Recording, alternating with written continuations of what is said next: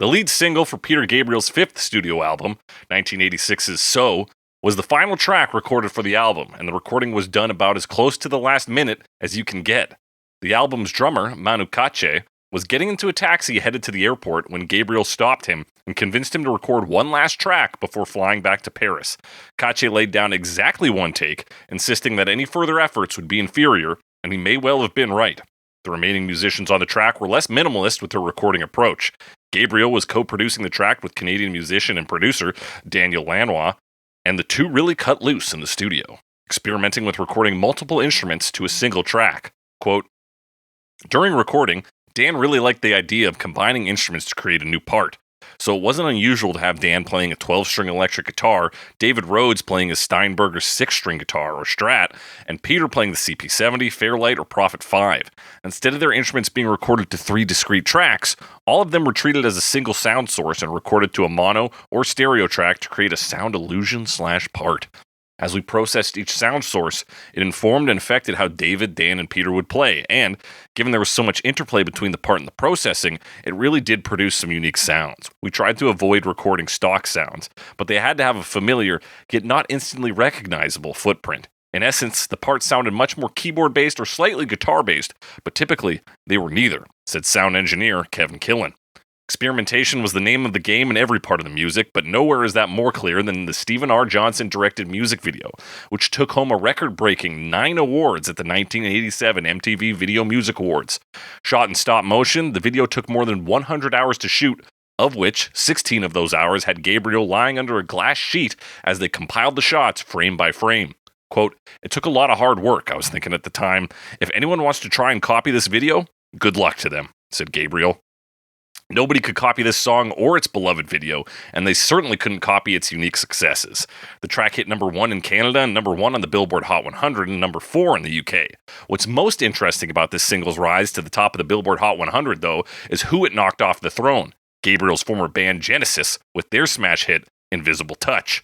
Quote, "I read recently that Peter Gabriel knocked us off the number 1 spot with this song. We weren't aware of that at the time. If we had been, we'd probably have sent him a telegram saying, 'Congratulations, bastard,'" said Phil Collins, the other Genesis member turned big solo act. Genesis was trounced by Gabriel again at the MTV Video Music Awards, where their video for Land of Confusion was nominated for the categories of Video of the Year and Most Experimental Video. With these victories, Gabriel has proven once and for all that being terminally horny is all it takes to surpass your peers. That's right, we're talking Sledgehammer by Peter Gabriel on Cover Me. I wanna be your sledgehammer. Why don't you call my name? Oh, let me be your sledgehammer. That's right, it's Cover Me, the only podcast that compares famous songs to their many cover versions to find out which one can lay down your tracks. I'm your host, as always, The Snake, joined by my co-host with the bends, Alex Mildenberger. That's the sound of Alex Mildenberger rising too quickly from a dive. From a dive, yes. Nitrogen is collecting in my joints. It's not good, but he's going to power through it, folks. Alex, how you doing? I'm doing pretty good. You know, it's nice here. Like, it's like spring, basically. Hell yeah, same here, dude. Which apparently means that the flickers are back, which that's just a woodpecker. And they're attacking our building, I'm told. Now, we're not on the top floor, but apparently on the top floor they're quite noisy. Yeah, so there have been emails flying around in the condo board, let me tell you. That's all right. I forgot that you're a condo board member now. Are you very exciting. You gonna enact some kind of war against these woodpeckers? Or? Yeah, we've got guys on it. We've got pest guys. Pest guys. They're figuring it out. Very phenomenal. Exciting. Yeah, Alex, that's so good. I'm so glad. You know what else is fun about Flickr? About Flickrs is that if you use the right font and spell it in all caps, it kind of looks like fuckers. Yeah, nice. Very exciting. Do any of these fuckers flying around, pecking things? Flying around, pecking things, man. Pecking wood. Yeah, how you doing? I'm doing good. What's going on with you? It's springtime weather here too. No flickers to speak of. Is that like a real name for like a specific type of woodpecker? Yeah, well, the woodpeckers we have here, those ones with like red on their head. So it's like a northern flicker or something. So if you look up northern flicker, then I'm glad your board is being very specific with exactly which kind of bird they're dealing with. Yeah. Woodpeckers. I would just call them woodpeckers. Yeah, because they peck wood. Because they peck wood, exactly. And my only knowledge of woodpeckers was Woody Woodpecker. Oh, yeah. Yeah, the cartoon, exactly. So, I don't know. He's not called Woody Flicker. No, that wouldn't be a very good name. He could be Foodie Flicker if he had like a revival today and was into like meals for some reason. Food at people or something. Yeah, he could flick food as well. He could do a review of like a food, and then he'd be like, yeah, it's pretty good, but let's do the final test, and he would have to flick it at somebody. And it would always be like a cream pie, I guess. I guess so. Because that's funny, right? Yeah, and that's kind of the era of Woody Woodpecker's humor, I think. I think so. Like, it's cartoon stuff. It's a lot of slapstick, and like he's just annoying, and people are like, I'm mad at you. Yeah. So I'm gonna hurt you, but they can't get him because he's too crafty or whatever. Yeah. I think that's most of it. That's what I remember. He'd like a Bugs Bunny knockoff. Yeah. Yeah. Yeah, he's a little Bugsy. But woodpecker, a great bird to actually bring up because it's got 2 synonyms for penis in it. Yeah. And we're talking about the penis synonym song today, Sledgehammer. Exactly. Yeah, this song is just full of innuendo. Yeah, and not a lot else, quite frankly. No. I'd always picked up on it a bit, but I always kind of thought, no, I must be misinterpreting it, or like, he's joking. Or it's like, I'm sure it could be taken another way. Right. But that seems less likely now that I think I always it was one of those ones, because musically this song is very strong as well. Yeah. So like listening to the lyrics was a secondary concern for me on this. And the more I listened to it, I was like, the sledgehammer sounds like his penis. And then you listen to you're like, oh, a steam train, like his penis. And then it's like, a roller coaster, like his dick. Like, it's like, okay, it's all like, it's like phallic imagery, right? Yeah. Which is easy to miss too, I think. It just kind of sounds like nonsense if you're not thinking like, these are a lot of like tube-shaped things moving at high speeds. Yeah, and it gets a little looser with like bees and fruits, but then even that, you lose the shape, and then you come to a more like... Yeah. Like we use birds and bees as a euphemism for the sexual education. Mm-hmm. So like he's still playing in that realm, just a different angle. You big fan of this song, Alex? Oh, absolutely. Yeah. Been listening to this forever. I mean, it's definitely like classic rock, radio staple. So, I've been familiar with it for a long time. My parents had the So CD. Okay. So, we had that. And I always remember hearing, because I used to watch, like, I don't remember if it was Much Music, if it was MTV. There was always... when we were younger, it was sort of like the start of the reality TV era, and they would have these like talking head shows, like I Love the 80s and things like that. Yeah, where they these ones like about music videos, where they'd be like, we're talking about the best music videos of this era, or that did this or whatever, or it'd just be like a bunch of, I guess, like hosts or comedians or whatever talking about music videos.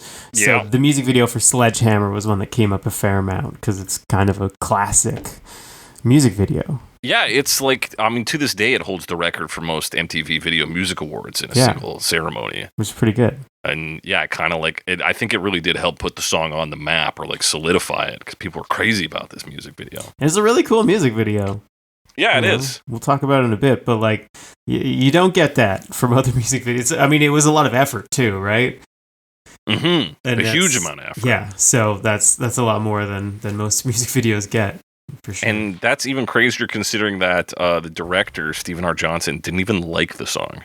Which is excellent. Love hearing that kind of stuff. That's so great. I'm trying to find the quote from him because he is pretty dismissive of it.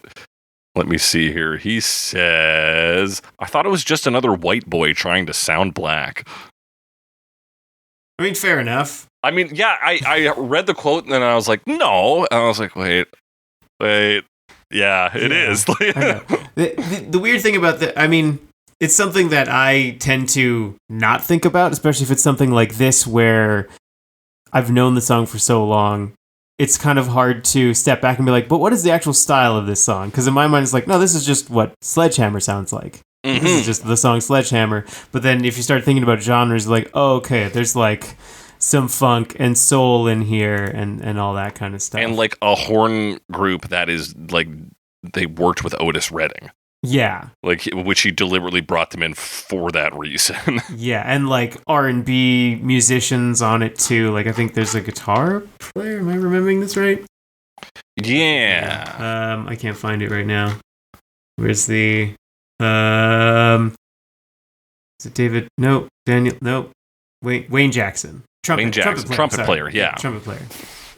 Who's like, I mean, also as far as I can tell, a white guy, but you know, like R&B musician, like soul and R&B, get like people from that genre. Yeah, he's pulling people directly from there, and this is like a musical oddity for Peter Gabriel. It doesn't sound like a lot of his other music. Yeah, I did see like one interpretation of the lyrics where it's like, part of it is kind of about him being like, fuck it, I'll do a pop song, which was not really his first, I don't think. I don't really know the Peter Gabriel timeline all that well, I guess. Yeah, I don't, because I don't even know the Genesis timeline that well. I had to like look up when he left, and like he leaves Genesis pretty early. Yeah, pretty early on. And then like, I mean, we talk about Genesis going pop, like they had Invisible Touch on the charts at the same time as this. Like that's very pop. That's like their pop hit. Yeah. So anyway, it's a lot of pop stuff. I know there's a lot said. I've heard a lot about like Peter Gabriel versus Phil Collins versus Genesis being progressive or whatever and then going pop. A lot has been made about it. I don't really have much to say about it other than I don't care that much. Yeah, that's the thing is like coming in the aftermath, I'm like, a lot of solo Peter Gabriel stuff really fucking solid. Yeah. You know, I like Salisbury Hill as another hit of his. Yeah. He's got other ones that for some reason I can't mention right now. I mean, he's got a lot of good hits. I mean, we had out of the library got Shaking the Tree, which is one of his first like best of or greatest hits compilations. Yeah. Which is one of the songs on it as well, Shaking the Tree. Right. And that's also very good. And then there's other stuff good. like Biko and Games Without Frontiers. Shock the Monkey is one. He's also got I don't think it's on there, but what's the one In Your Eyes? In Your Eyes from the movie Say Anything. From the movie Say Anything. Exactly. So yeah, he's got a lot of pretty good songs. Big Time, which I think is also on So. Big Time, baby. Fairly poppy as well. Yeah, I believe that. Yeah, he's an interesting artist. Definitely has a lot of good songs. Also interesting for like being one of the first artists to bring attention to like apartheid in South Africa, and that was one of his issues that he talked about a lot. And Biko is actually about, I think, a human rights activist specifically. Okay. So that was one of the reasons, that became widely known about in sort of the global consciousness. Shit, way to go, Peter Gabriel. Am I going to say Peter Gabriel ended apartheid? No, that would be crazy. But like, he was part of why the global community became more aware of it. Right. So I mean, did he end it? We can't say for sure. We can't say for sure. Can't say for sure either way, but no, that would be ridiculous. It'd be insane. But anyway, I just thought I'd bring that up. It's kind of a fun fact about Peter Gabriel. Hell yeah. A lot of musicians become some kind of human rights people, especially if they work with Daniel Lanois, apparently, because U2 also known for their activism. Yeah. And another big Daniel Lanois collaborating band. Interesting. Yeah, I mean, there's a lot of really cool artists on this as well. We'll talk about Tony Levin, we've discussed before, a bass player. He plays the bass on this. And he plays the bass, and it's a very unique bass line. It is a very unique bass line. A bass channel I follow on YouTube just this past week, serendipitously had a bunch of content about Sledgehammer. About Sledgehammer, that's cool. Yeah, so I was like, okay, cool. So there's a few things he does that makes it a big deal. No one element by itself, but the fact that he combines them all. But we'll get into that when we get into the instruments. But before the instruments come the lyrics. The lyrics, yes. Which are very easy to interpret. Yeah, for the most part, it's a lot of, like we said before, like phallic imagery. Mm-hmm. Yeah. It's about letting Peter Gabriel fuck. But we have to start with the intro, which Genius, I believe, has gotten wrong. Okay. Genius says it's, hey, you, tell me, how have you been? To which I say it is none of those words and is, in fact, no words at all. No words at all. I always thought it was just nonsense. Yeah, this is something Peter Gabriel actually does. Like, it's nothing, right? Yeah, it's so they're even on other songs of his, like Salisbury Hill. After I think it's the first chorus, he makes some noises too. He goes, It's like scatting, basically. Yeah, he's come to call this his own language, which he calls Gabrielese. Okay, that's fun. So he's talked about it in an interview, and so that's what's at the start of here. That's what's in some other songs. It doesn't mean anything. He says it means more than actual words would mean, so it's just vibe stuff. Yeah, it's vibe stuff. It's like, it sounds like I'm expressing myself through just sound. Yeah. Not language. And dog, I tried to like lip read him on the stop motion video and like slow it down and speed it up. Yeah, it's just nonsense. Yeah, other than like I remember listening to it, in the past, not really trying to like figure out the lyrics or anything, but kind of like it just sounds like the fruit cage line to me. Like I thought maybe he was kind of alluding to that at the beginning, but like he doesn't really say anything. Right, he doesn't really say anything. So he's maybe borrowing, just sounds, but it's not. There's no intention behind it, really. Yeah, I mean it's like it's moaning basically. Yeah. Perfect for a song about fucking. We get into verse 1.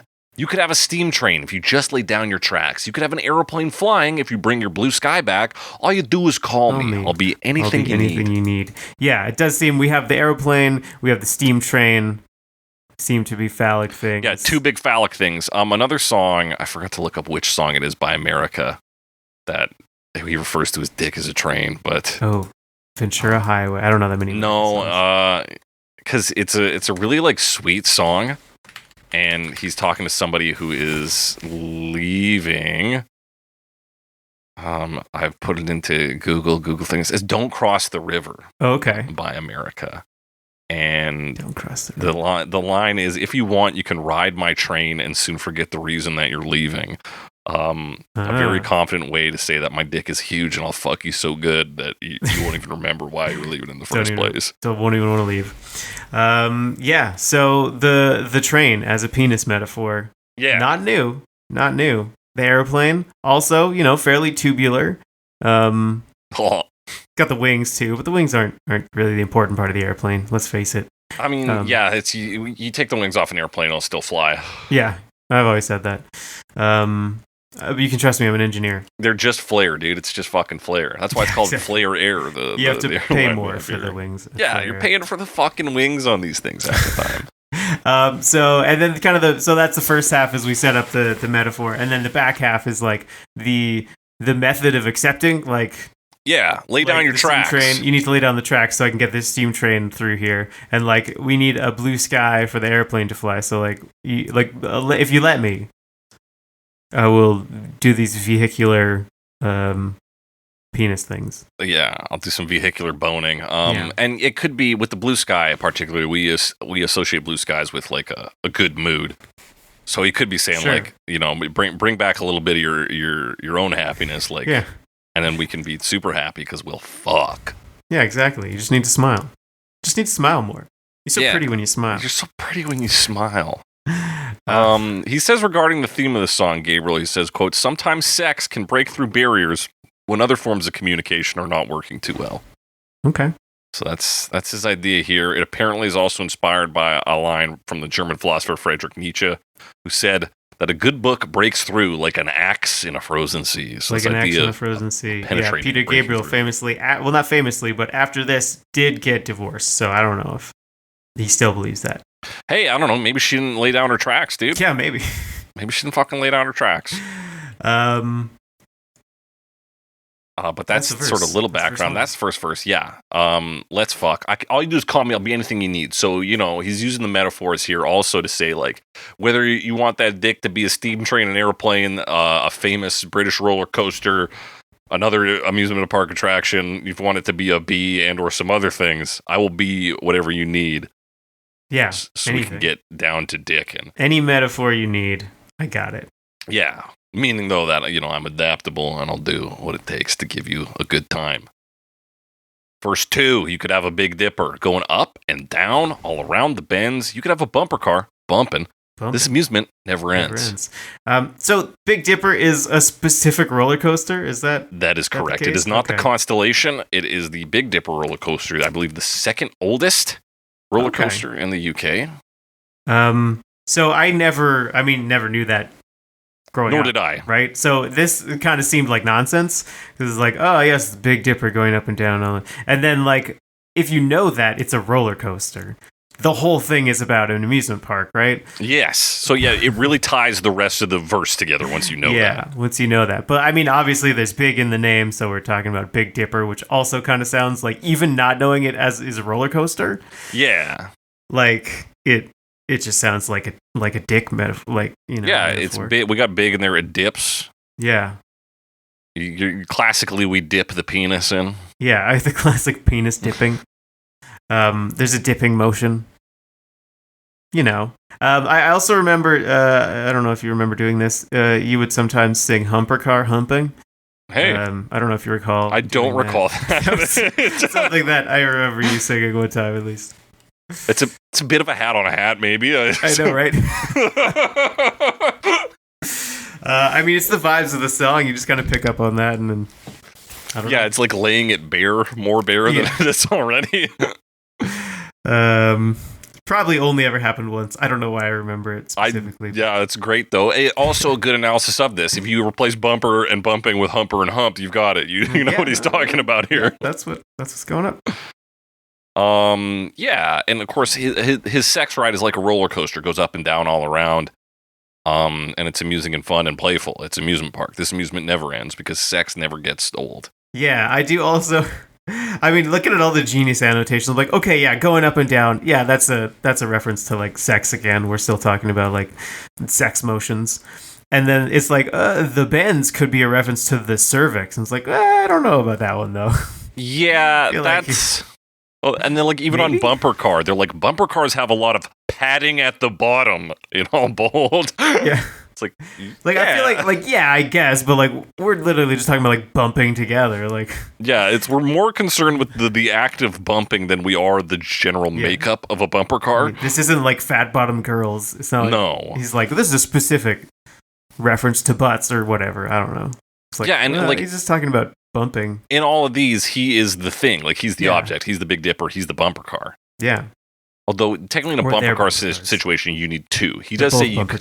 Yeah, I guess if you have a bumper car, you're perhaps in it. Yeah.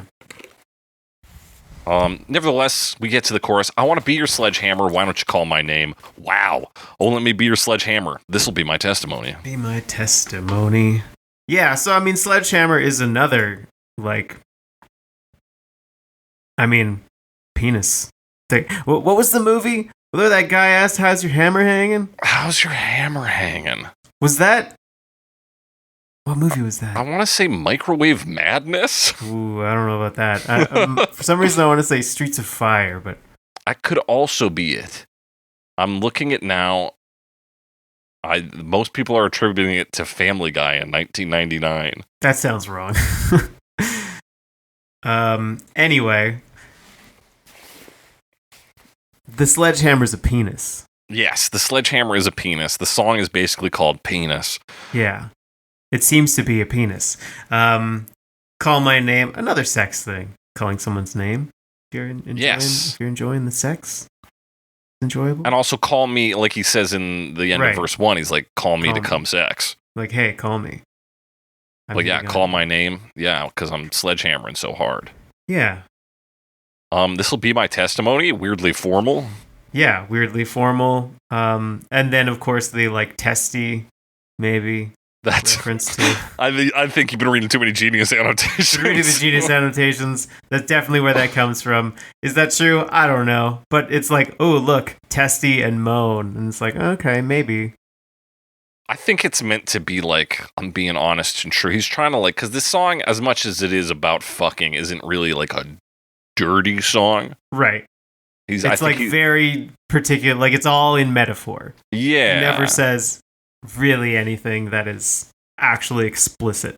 And like even musically, it's like it's very light, it's very upbeat. Yeah. So I think it's meant to be sort of a declaration of the purity of his intent in wanting to fuck. Okay, like that's just he doesn't have an ulterior motive kind of thing. Yeah, he's like, this is my testimony, you know, and it'll hold up in court. I just want to be your sledgehammer. It's being honest. This is my testimony. What a fucking genius annotation. We come to verse 3. Show me around your fruit cage, because I will be your honeybee. Open up your fruit cage, where the fruit is as sweet as can be. Yeah, that's an interesting part. I always thought he said fruit cakes. I sometimes still hear it, even listening. I'm like, yeah, fruit cakes. And I was well, I mean, this whole thing does seem like a non-cliche metaphor, you know? Like is fruitcakes boobs? Could be. Like, that's what I thought, but it wasn't fruitcakes, but like, it kind of seemed like that. What is a fruit cage? I mean, I don't know if that's a real thing or not. Yeah, it's for like gardening. So if you like, Google it. Yeah. Oh, it really exists? Yeah. Okay. Yeah. So it's to keep pests out. Okay. So he's saying, like, show me around, like, let me check you out, and then, because I'll be like a honeybee, so open up and let me in to pollinate your fruits. Just to say, jizz all over your titties. Yeah. Yeah. That seems to be it. Where the fruit, or it could be eating pussy, because he says the fruit's as sweet as can be. Yeah, it could be. I mean, it could be eating ass, Alex. Don't rule it out. Could be. I'm not going to rule it out. Absolutely. I mean, fruit is often used as metaphor for like various human body parts, so it's pretty general. Just to say fruit. Yeah. You talk about peaches or even pears. Probably more. Oranges, if they just got a spray tan. A puce? No. A puce? Puce is a color. What are they called? I don't remember. It's not a puce. Like a plum. Plum. Yeah, plums, I think. Certain styles of plums, perhaps. Yeah. Interesting, because peaches, I think, speaking of the Steve Miller Band we talked about last week. Oh, yeah. He wants to shake your tree for your peaches. Yeah, really love your peaches. Probably being titties, right? Probably. And now this Genius annotation says peach is a slang term for vagina, which I don't think is true. I've never heard that. But this is the thing. I want to trace the linguistic origins of peach and what body parts it's referred to over the years. Yeah, I honestly, like, to my knowledge, if you're talking about peaches, butts, talk about butts, baby. Maybe boobs. Maybe boobs. If you're Steve Miller and his band. I've never heard of this. But yeah, to summarize verse 3, let me fuck. Yeah. Yeah, exactly. And also, he's a bee. And it's talking about pollination, which is also, I mean, that is how plants, well, not really talking about pollination, but like a bee, right? Yeah. A bee is instrumental in plants reproducing sexually, so like there is sexuality in there as well. And of course, birds and the bees. Yeah. And he's a honeybee, so there's connotations of sweetness both on his part and on the fruit part. It's all there. Yeah, it's just a happy sex metaphor. Boom, hit the chorus again. Want to be your sledgehammer? Why don't you call my name? Here he says, you'd better call the sledgehammer, which rules. Put your mind at rest. I'm going to be the sledgehammer. This could be my testimony. Wow, I'm your sledgehammer. Let there be no doubt about it. Sorry, I just noticed. If you go to the Genius annotation in verse 3, for the last line, where the fruit is as sweet as can be, and the Genius annotation is it's exactly what you think it is, and it's a link to the Wikipedia page for cunnilingus. Yeah, that's fun. Genius gets one right. Let's go. Yeah, there you go. Anyway, sorry, we're back in the chorus. Back in the chorus, which has a couple of more lines. Now he's got like a nickname. You'd better call the sledgehammer. You better call the sledgehammer. I'm the sledgehammer. Put your mind at rest. Yeah. Yeah. Let there be no doubt about it. He wants everyone to know about his sledgehammer. Yeah, he's like, don't worry about it. I'm going to be the sledgehammer. This can be my... Yeah, he's publicly testifying to his rock and hog. Yeah. And he wants everyone to know about it. Yeah. And then we hit the... Go ahead. I was going to say, at that part, it almost seems like an extended joke, you know? It's kind of like joking about... my penis is huge. You know, it's like so explicit. Yeah, there's levity to this and playfulness to this song for sure. That's like the main thing it delivers. Yeah, exactly. Like he's just joking around, but also I mean, you better call the sledgehammer. It's very lighthearted. Yeah, so there's like an implied level of intimacy here. It's not like he's talking to a complete stranger about this. Yeah. So that's nice. That's nice. We go to the post-chorus sledgehammer. Sledgehammer. And then the outro where any semblance of anything goes out the window. I get it right. I kick the habit. Shed my skin. This is the new stuff. I go dancing in. Won't you show for me? I will show for you. Hey, show for me. I'll show for you. Yeah. I do mean you. Only you've been coming through. I'm going to build that power. Build up that power. Ha. I've been feeding the rhythm. Is it feeding or feeling? I thought it was feeling. I always thought, because I'm a huge idiot, I thought it was I put my feet in the river. Oh, okay. But that doesn't make any sense. I was feeling the rhythm. Yeah, that makes more sense to me than feeding the rhythm, unless, of course, because he is the sledgehammering this woman, that he supplies the rhythm, he feeds the rhythm. Yeah. You're gonna feel that power, hey, building you. Come on, help me do. Come on, help me do. Yeah. I've been feeling the rhythm. It's what we're doing all day and night. Come on, help me do. Come on, help me do, etc. So is the outro kind of the success? Like, this is dirty talk as they're fucking? It kind of seems like that, because I don't know what kick the habit means, I'll be honest with you. Like, I don't get that part. Clue, dude. When you start talking about, like, shedding your skin, obviously, there's, like, it could literally just be like, I took my clothes off, right? Could very well be it. And then, but also, sort of, when you talk about that, it kind of sounds like you're sort of getting past your insecurities as well. Yeah. Which also, I would think of like being comfortable in your skin, but like also coming out of your shell. Right. This is also the chunk that maybe Genius is referring to as being about, I'm doing a pop song, like it's self-referential. Yeah. Which, like, maybe, because there are references to, like, I go dancing in. Yeah. This is the new stuff. Yeah, I kicked the habit being like, I'm not doing prog rock anymore. Yeah, or, like, the habit of, like, just trying to be different.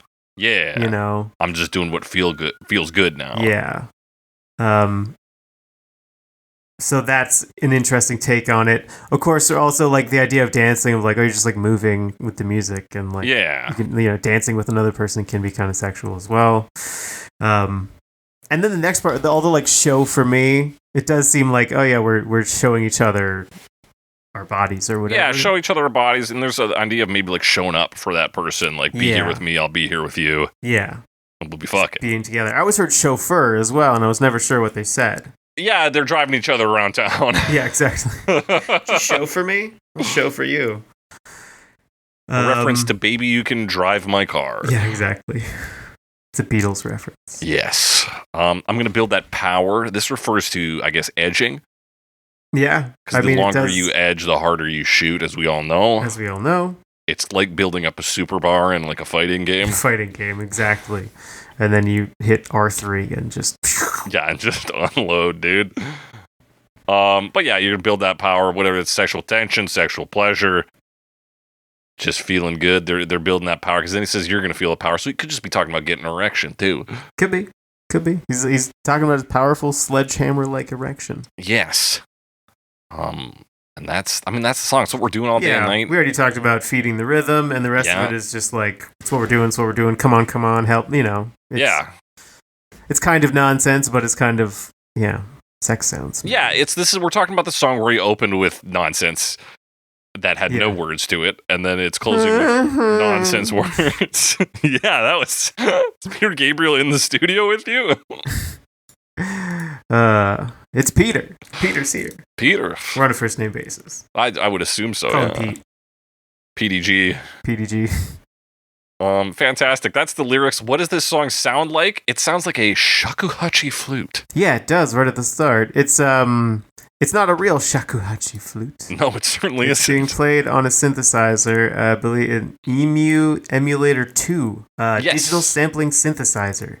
Use floppy disk storage. That's fun.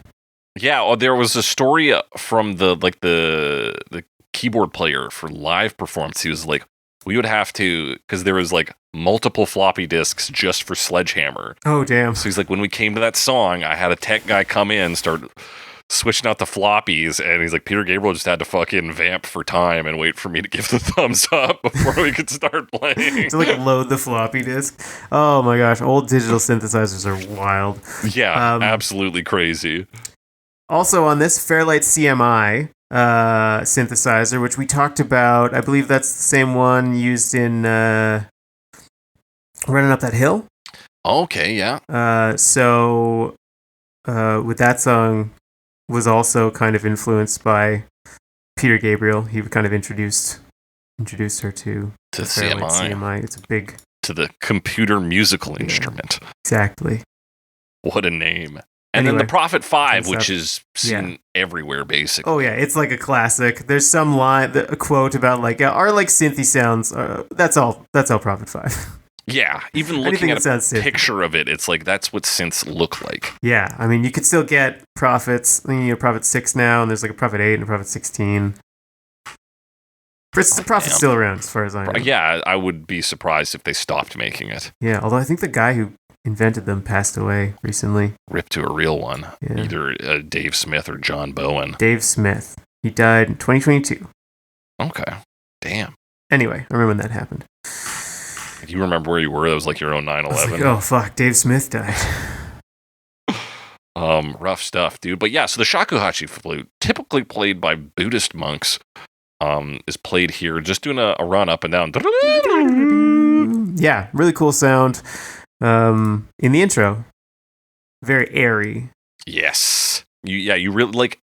It's a synth, but it's a very powerful sample. It has like the sounds, like the full sound profile of a flute being blown into it. Yeah, which is pretty impressive. Well, it's a sample, right? So Yeah. it is from an actual flute. And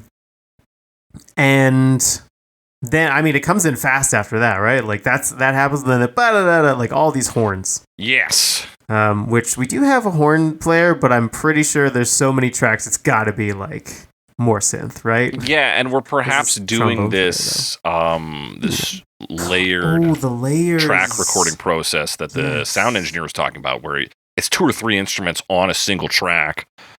And probably more likely. Yeah, for your horn section, you have trumpet, saxophone, trombone. Yeah. And then, possibly bolstered with a little extra synth here and there.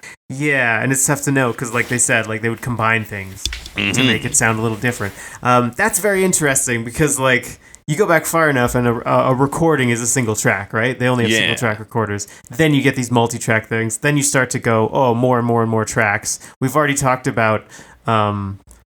it was 10cc who like kind of did that with their own voices to create a synthesizer on like many tracks and like would combine the tracks. But it is interesting. You start to like combine the tracks. So like before a whole recording was everything on one track, but now you start to mix things together on a single track to make like a different kind of instrument. Yeah, it's kind of interesting. Sort of like a compartmentalization of the wall of sound philosophy of everyone's favorite murderer, whose name I forget at the moment. His name is Phil Spector. Phil Spector. We both held a half of that puzzle. But yeah, because who would do that broadly on the recording? It seems like here on this track, they've made individual walls of sound that then come together just to make music. So it's to make a song. A song. So it's quite interesting like that. Very interesting. So yeah, we open with strong horn section. And then a very classic kind of muted funk guitar in there as well. Yeah, that goes like through most of it. It changes up a bit, but it's doing rhythm most of the song. Mm-hmm. I don't know if it's 2 or 3 actually.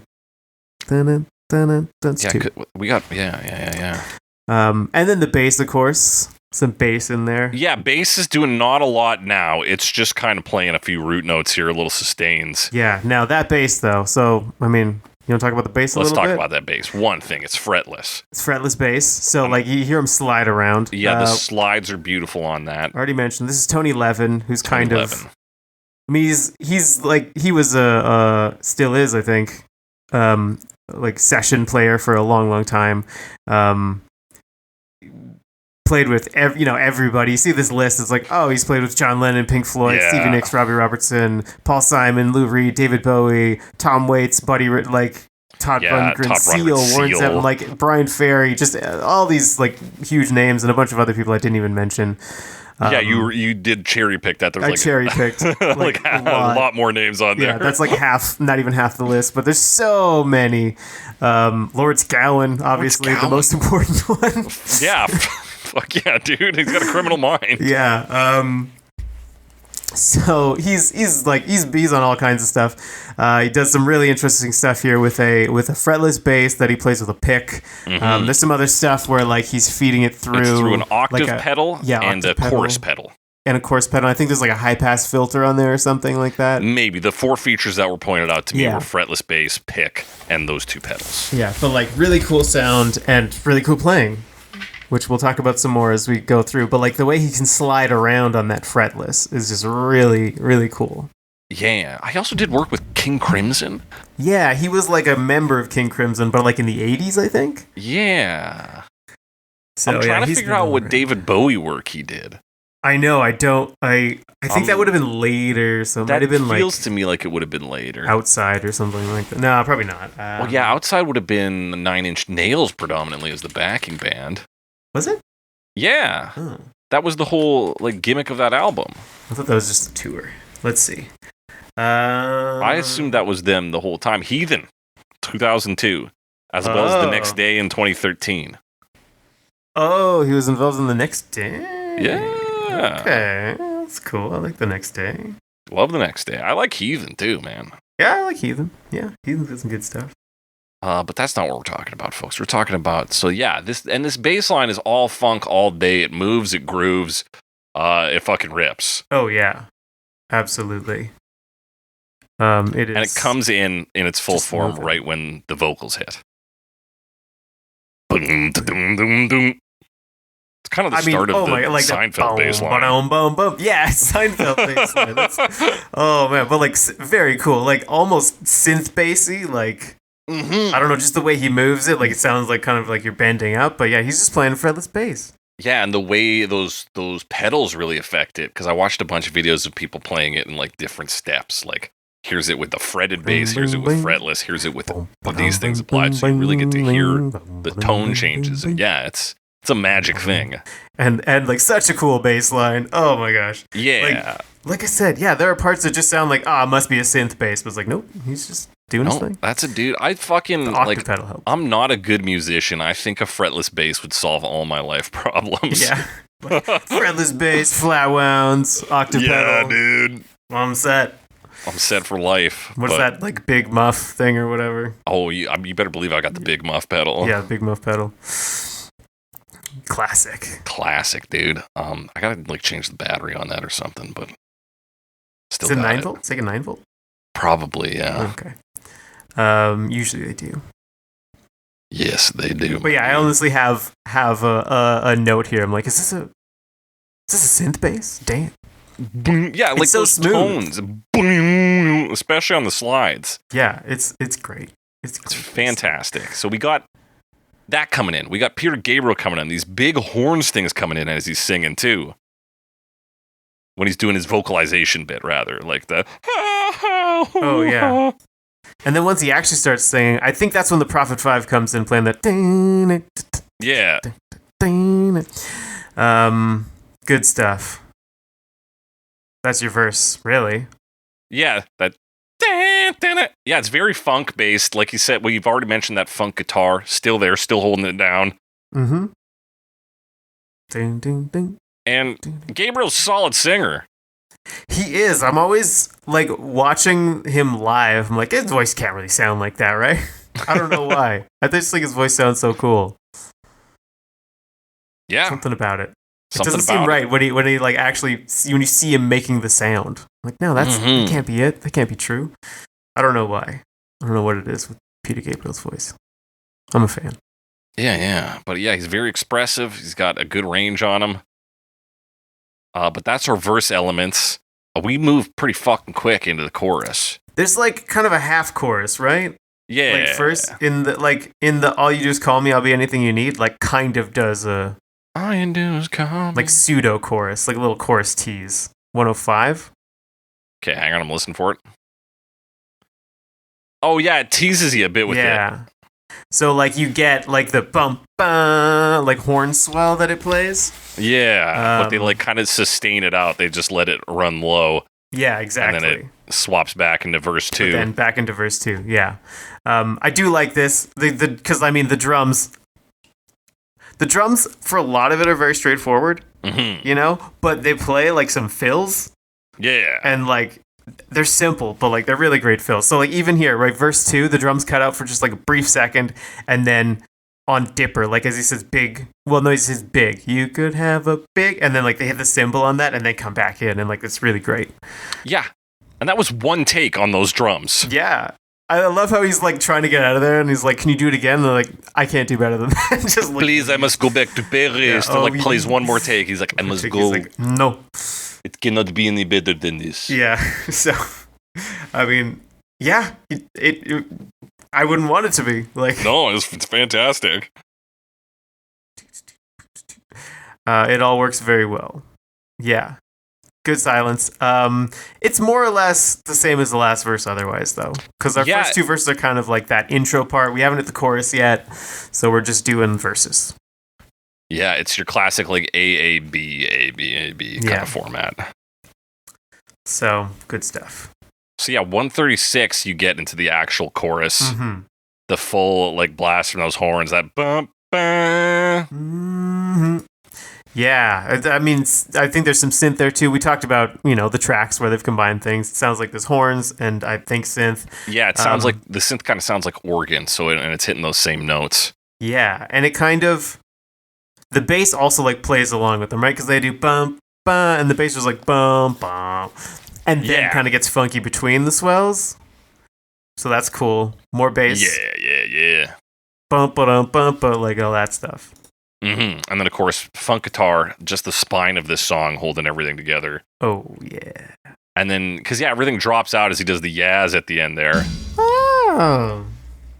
Yeah. There's a lot of that. Oh, yeah, when he just says yeah. I'm thinking of... You're thinking of the wow on your Sledgehammer. Wow! Which, that's fun, too. The, like, shout, I like absolutely those non-standard delivery kind of deal. Is it a white guy trying to be black? For sure. Does it still sound good? Yeah. So you get that. You get the yaz. You got the backing vocals doing a yeah with him after. Yeah.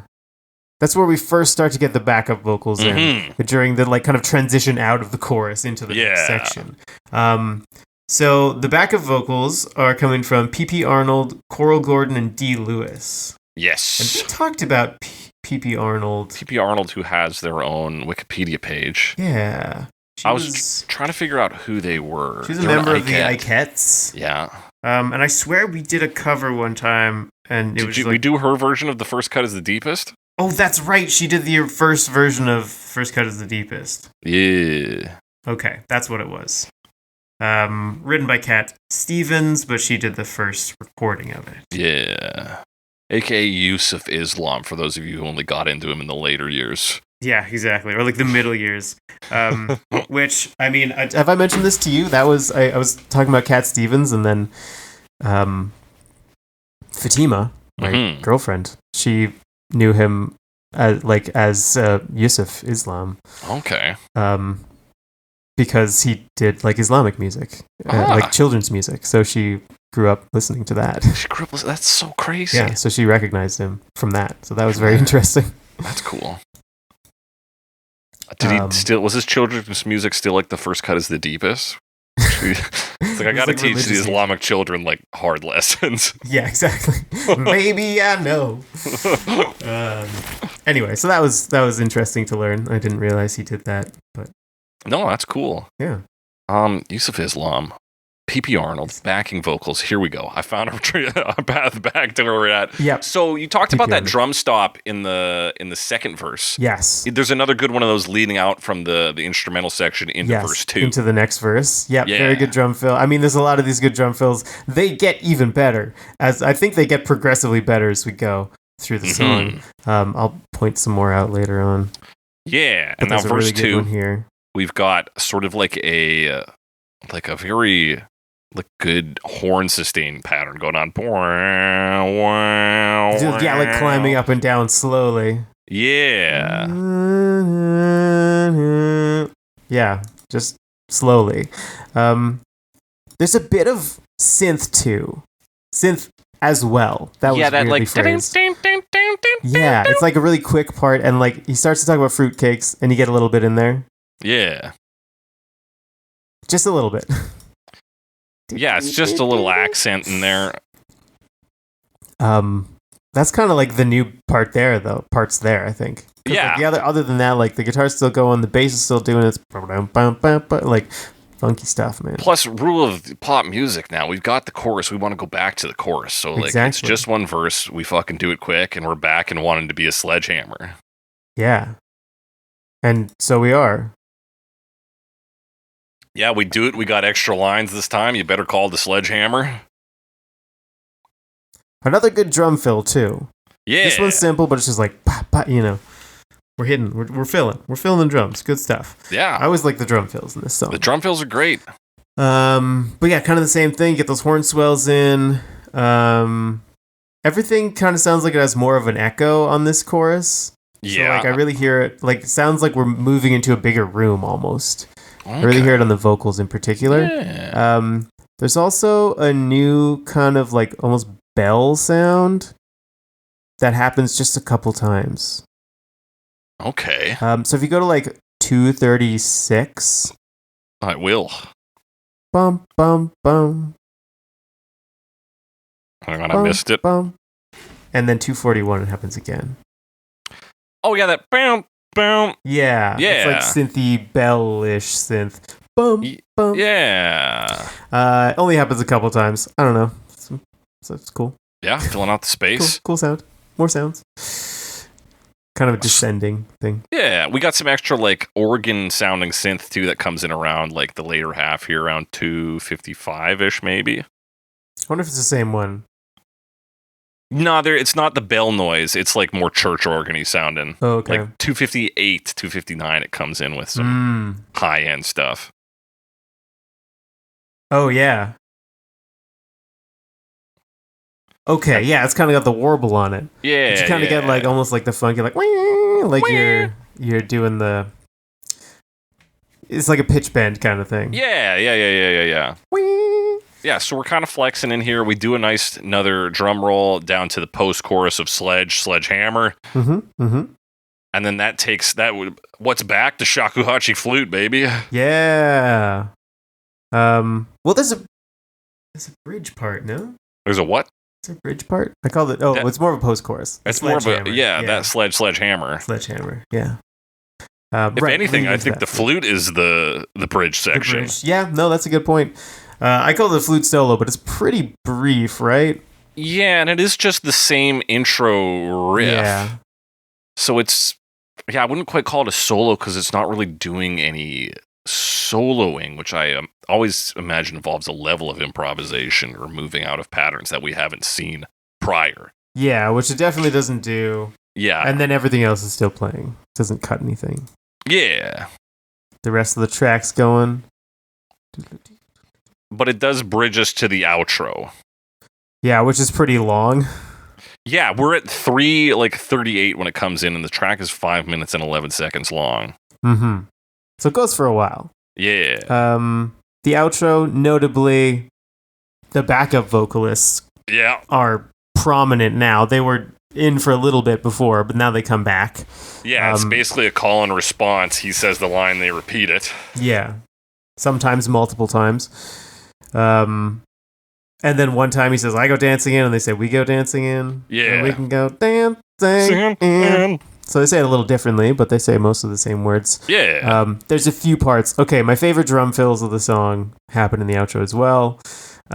When Peter Gabriel sings, yeah, and then they do the, Yeah, 4:14, and it's 4:14, and then like 4:43 is like the best one.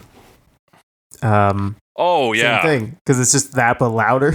Louder, and like maybe a couple extra hits in there. Yeah. So drum fills. Yeah, and this is just like it's just good vibes on this. He's repeating all the same stuff. The backing vocals back him up, and so you get this nice back and forth that's easy to ride along with. You get drum fills. The funk is here. It's present. We got funk guitar.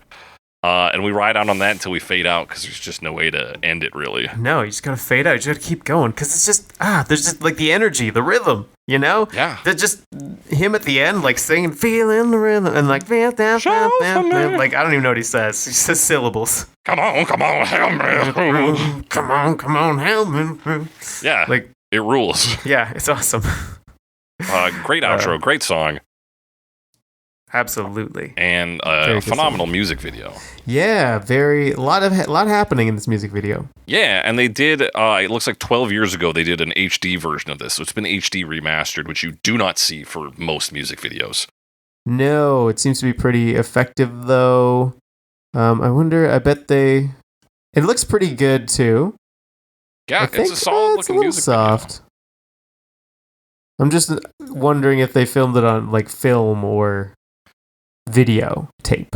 Right. Supposedly you can remaster film more easily, but I do wonder what their cameras were, because this was shot, like, for the most part, literally frame by frame. Yeah. So you'd think it would just be like photos, like photo camera instead of a video camera. But you'd still have to string them together some way. I don't know. True. I don't know. This I do not have the answer to. But we opened with essentially shots of reproduction. First of all, we opened with Sledgehammer. Yes. The title. In 2 fonts. Or maybe 1 font, but Hammer is italicized. I literally wrote it out in my notes with Sledge regularly and then Hammer italicized. Perfect. Yeah, there's like some close-up shots of, sometimes it's like unclear, but it's probably like X-ray footage of like sperm and eggs, or however you do that. Yeah, we have like some unclear fluid shots that almost look like stars in space, which is then referenced at the end of the video as well. Yeah. And then, you get like at first you don't really know what it is. It's just a white orb, but then you get the shot of sperm in the next shot. And you're like, okay, I see what's going on here.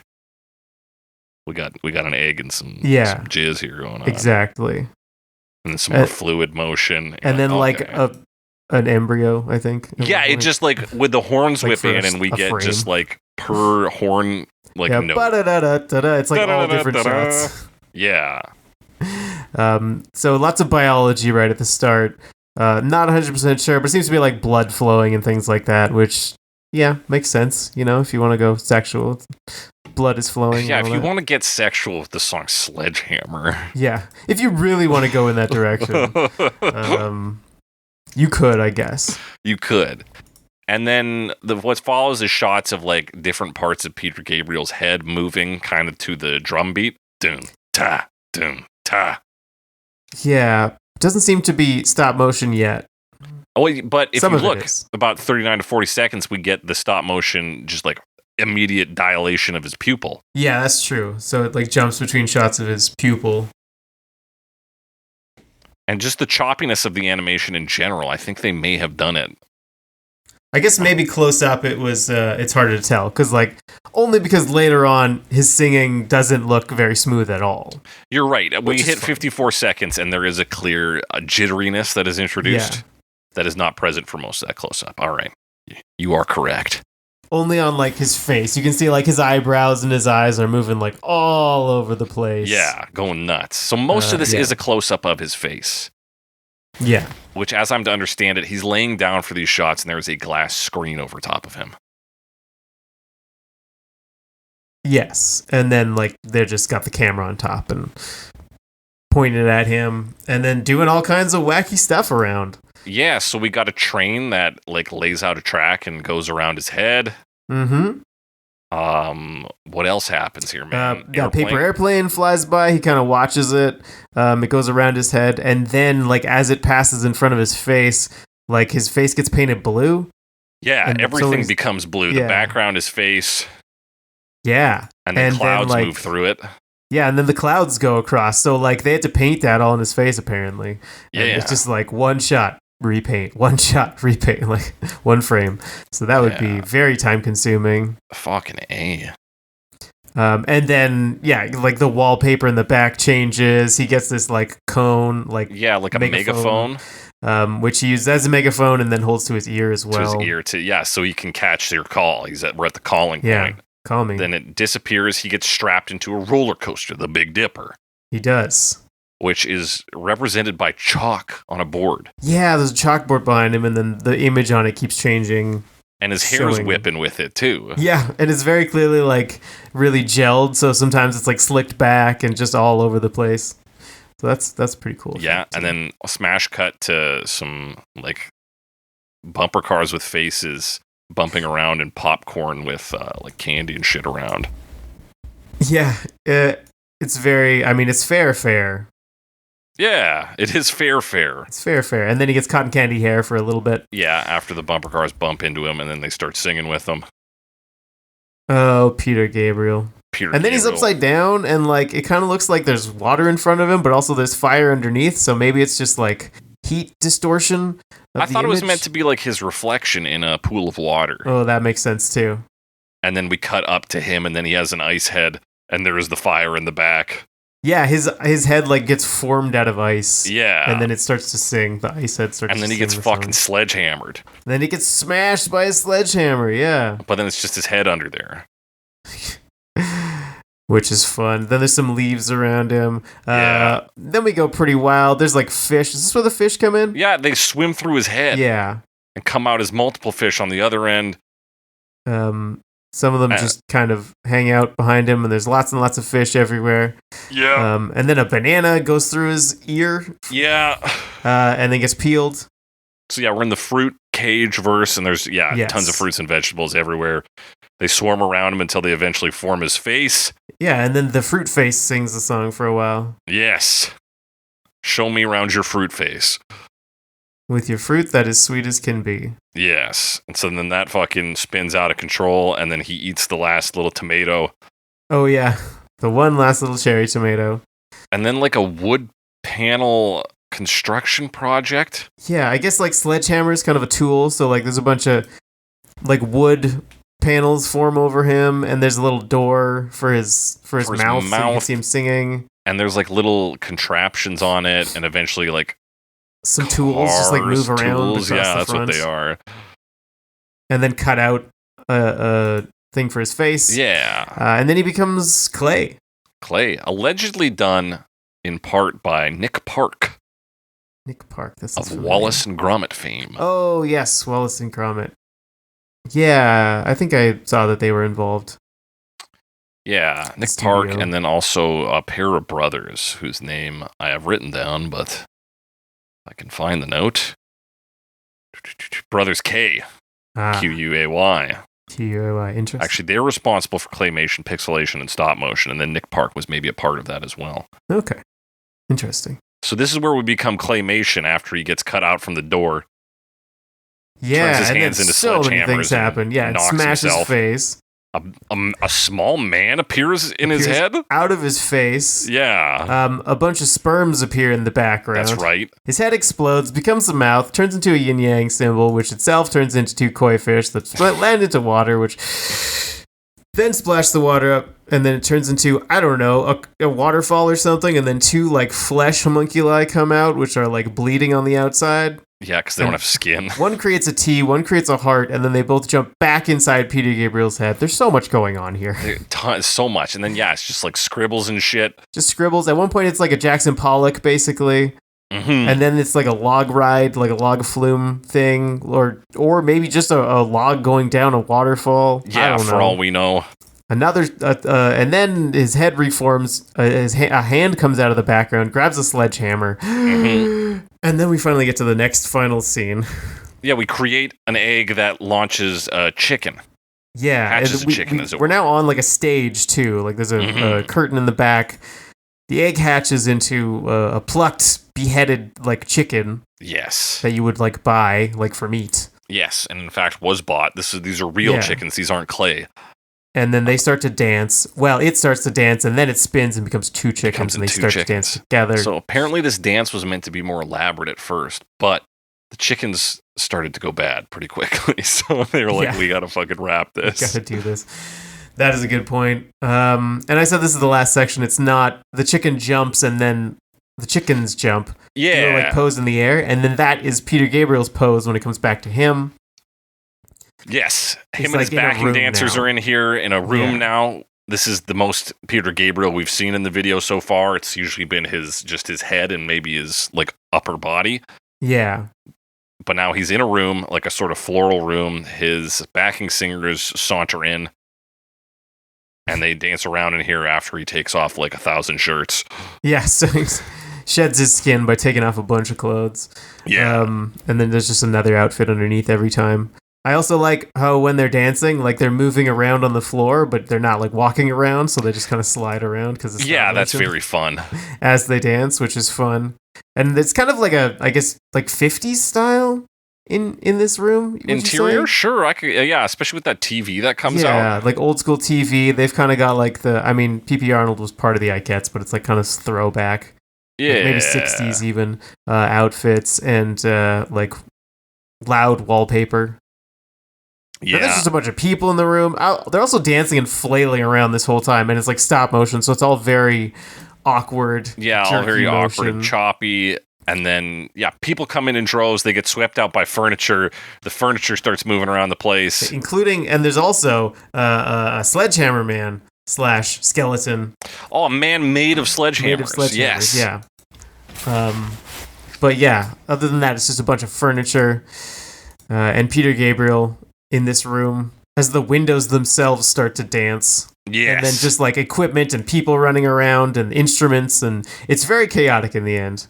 Yeah, then he sits down in a chair spins around, a door opens up. Yeah. He like falls asleep in the chair too. Yeah, he takes a little nap and then he emerges from the chair in like looking like stars basically. He's got like a morph suit on with white glowing patches on it.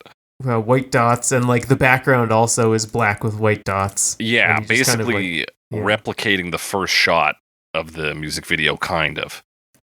And then he slowly kind of makes his way through the open door, screams out in victory, it looks like. Yeah. Walks off to the side, and then does this herky-jerky wave at us, the camera.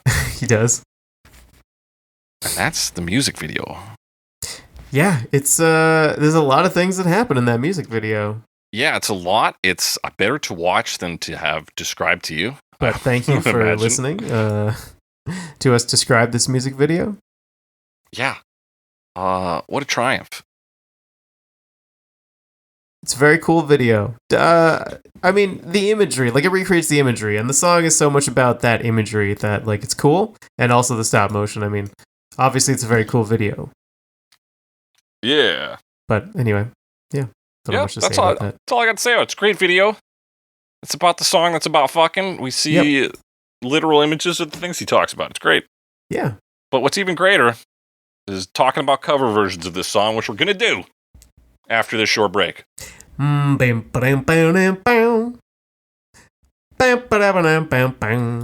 Dangerously close to the Seinfeld bass line. We're back talking this song, Sledgehammer, by Peter Gabriel original, yes, but we're moving to the year 2002 to a song that's maybe incorrectly attributed to at least one guy, but Supreme Beat and Dave Wakeling.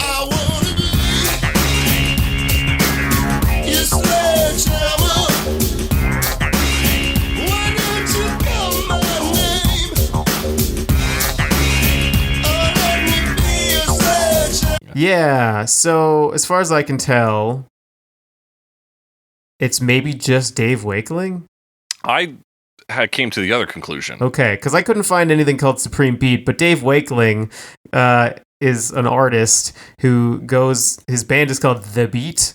Yes. Or The English Beat, which seems like so close to Supreme Beat. I thought maybe this was just a solo thing he did, and they accidentally said Supreme Beat. But I couldn't find anything on Supreme Beat.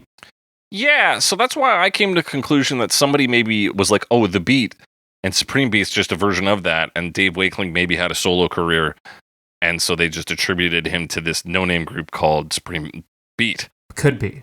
Could have been an accident. Because he's a singer, I don't think he sings on this. I don't think there's a dude singing on this. I could have listened to David Wakeling. There's someone singing. I could have. There is someone singing.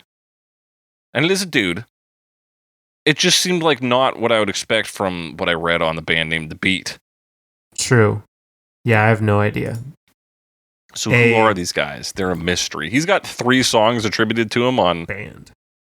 Latin, ska, pop, soul, reggae, and pop funk. Punk rock, sorry. I read that wrong. That's The Beat? That's The Beat. This is definitely not Dave Wakeling then. Any of those things? So this is a strange one. Yeah, so this is like somebody made a kind of dance cover of it. Yeah. Very early 2000s energy. There's tones on this that are kind of similar at points to like Earthling and some of David Bowie's stuff in a similar timeline. Lots of record scratches. Very energetic, this version. I think it actually did a pretty good job at capturing the funk of the original. Yeah, it's got the beat down for sure. Perhaps the supreme beat. Who could say? It's got a few things like the rhythm guitar is more or less the same. It's got like the horn swells are all on like a synth bass. Lots of percussion, all that kind of stuff. Lots of percussion. But yeah, it's got the beat, it's got the rhythm. It's good. It's got heavily modified vocals. True, they're a lot like gruffer sounding. They sound like they're being squeezed through a very narrow tube. Yes. At times he sounds a bit whiny, but it's never like bad. Kind of more like soul type singing. It's got some soul in there. A little bit of that soul husk.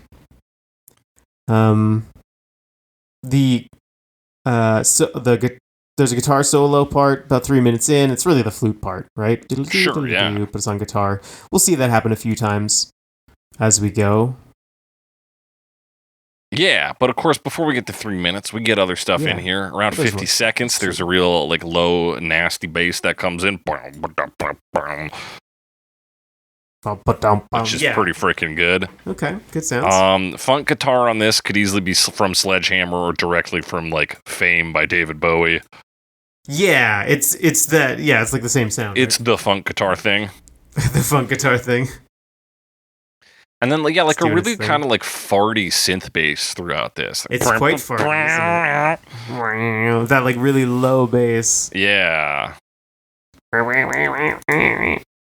So yeah, it's bringing out the stankiness of funk on this track, I really feel. It does do that. Because it's got the funk, man. It's got the funk, man. It's got fake the funk. That's the strong part of this song, I would say, is like the rhythm section and the funk part. One thing I didn't love about this one was how they do the call and response. Oh yeah. It just doesn't sound like they're communicating to me. Like, yeah, it's a tough section to do because on the original it sounds very ad-libbed. That's true. This one, it's just so like sterile almost, or just like separate. They feel to me very separate. So that's the part I didn't love, but the rest of it's very solid. And I do think he does kind of some ad-libbing.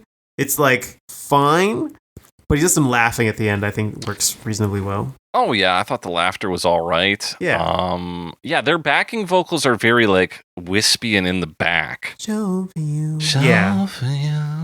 Yeah, they're not very convincing. So yeah, and he's very upfront in the track. So it's very like, it's dissonant in that sense as well. I can see that.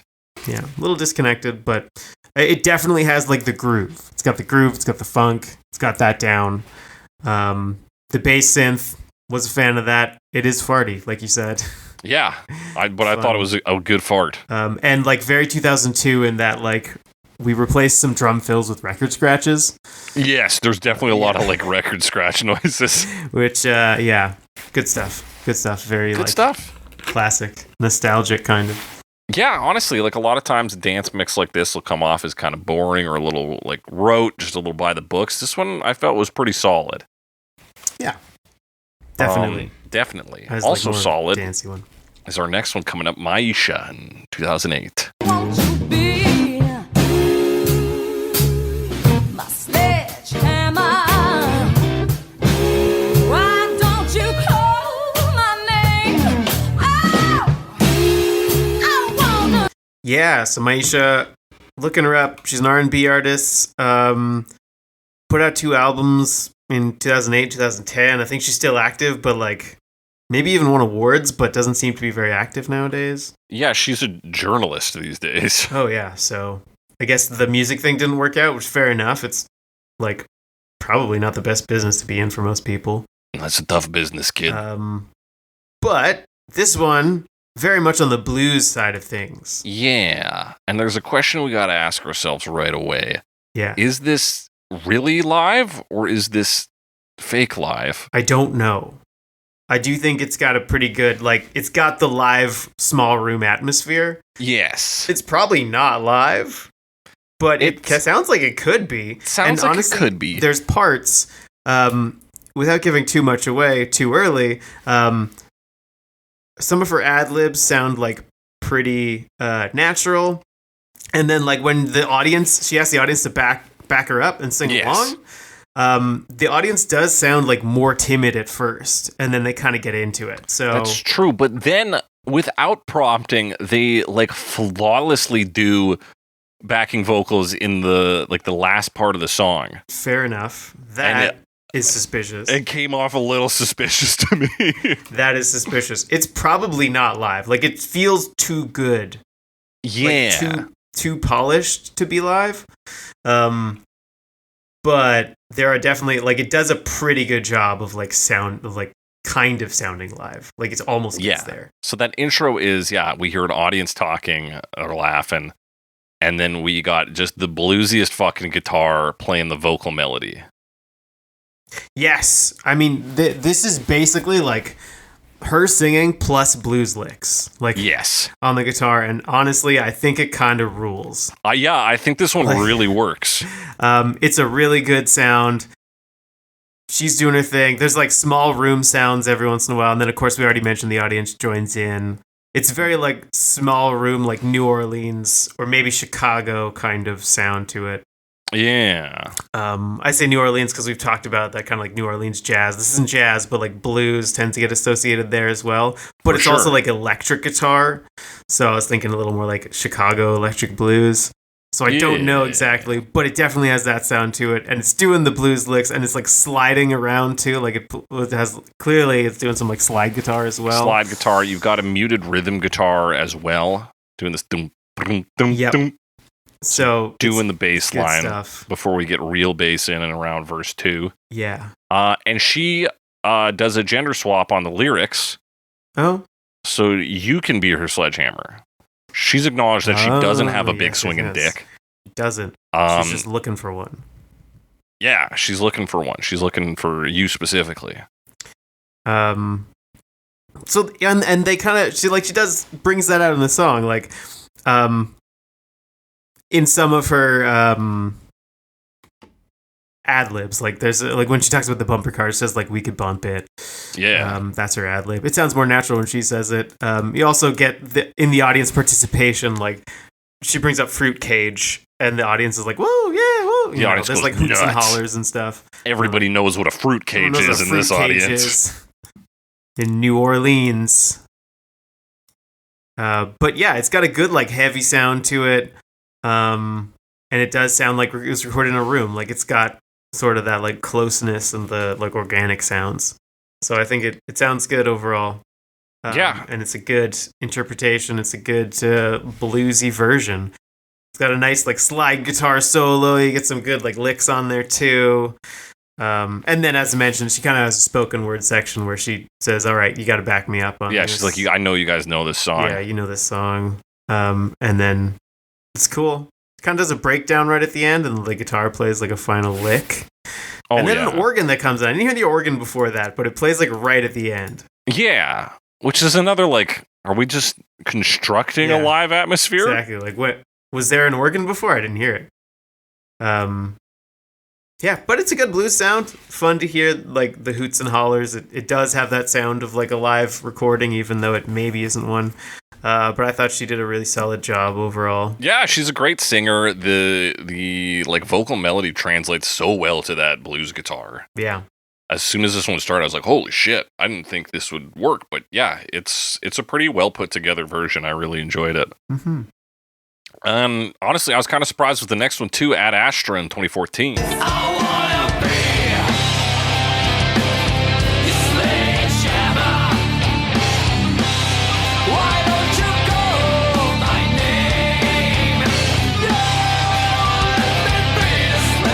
Ad Astra, a common band name. Yes. Latin for to the stars. Ad Astra. Yes. It is not the New York prog rock band. It is not the Greek metal band. It is the Hungarian progressive power metal group. Okay. Took me a little while to find that. Yeah, I incorrectly attributed it to the New York band. Yeah, it seems to be. I am on metal-archives.com.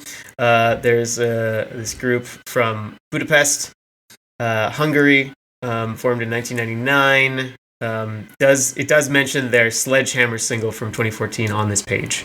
Seems to be the Hungarian guys because they have an accent. Okay, that makes sense. Because what I did was I found the Ad Astra band page, which is the one that claims to be a New York-based instrumental progressive rock and fusion music. Right. I saw their album cover there, and I checked the Ad Astra page on Tidal, and it had that album listed there. But you might still be right because oftentimes Tidal will fuck this up. Yeah, and put multiple artists under the same name on the same page. Yeah, and we've seen it on Spotify as well. It's tough. Spotify was like, hey, new album from Rush is out. I'm like, this is a hip-hop artist. I don't know what you're talking about. Yeah. This is not the Canadian progressive rock band Rush. They once told me about a new single from Pup, and it was like some Japanese band. And I was like, this is not... That can't be right. Cannot be correct. So I'm pretty sure it's the Hungarian guys. There is a music video for this one, too. There is a music video. They look American in that, though. I mean, I guess they look just like white dudes. Yeah. Although I am looking at the description, and it says, special thanks to Aero Park Budapest for the location. So it seems to have been shot so what, New Yorkers can't go to fucking Budapest now? Can't go to Hungary. We're just because I don't have a Hungarian passport. Come on. Come on. Fair enough. Okay, so they're the Hungarian power metal, you said? Progressive power metal, yeah. Progressive power metal. Yeah, that checks out here. I was shocked at how well this version worked. It's very heavy. What did I think of this one? I can't remember now. Where's my overall? Yeah, very heavy and very intense. Yeah, very heavy and intense. We come in with like screaming guitars and then some heavy drum hits. Yeah, there's like a ton of feedback right on the start. It's metal. It's like heavy, but it's not fast metal, really. No, there's not like using like double kick and stuff. So it's not that kind of metal. Mm-hmm. And they do have like a funky rhythm guitar part too, which works pretty well. So you get that like almost like metal boogie kind of thing. Yeah, and you got this, like that intro is played on this really crunchy guitar, and it sounds good on there. Oh, yeah.